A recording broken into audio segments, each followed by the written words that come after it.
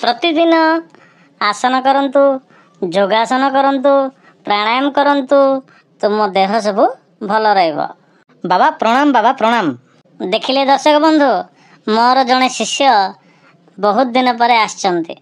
से मो पाखु थरे आसीथिले, मु तांको आसन करिवा पई कहिथिली।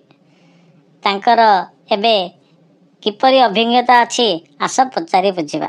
बाबा मु आपणक कथा शुणी विभिन्न प्रकार आसन कली, हेले लोक माने मते बाड़ेबा को आसिले।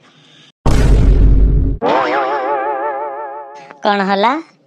आसन करिवा द्वारा देह भल रुहे, आसन करिवा द्वारा शरीर ठीक रुहे, आसन करिवा द्वारा मानसिक शांति मिली थाए। अरे बाबा तमे एमिति कौन की आसन कल जे लोक माने तुमको बाड़ेबा को आसिले? बाबा मु आपण कहला परे मु शीर्षासन कले। शीर्षासन करिवारु मते लोक माने बाड़ेबा को आसिले। कौन हला? शीर्षासन यह तो एक भल आसन।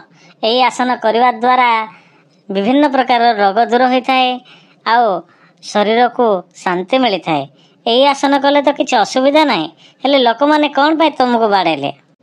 बाबा मु ए आसन आपण कहला परेगा गोड़ दीटा ऊपर को, हाथ दीटा तलू, मुंड तलू को करी ए आसन आम घर पिंडारे मु कली, हेले लोक माने मते बाड़ेबा को आसिले।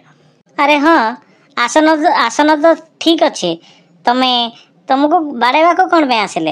हेले बाबा मु तो सब लुंगी पिंधे ना।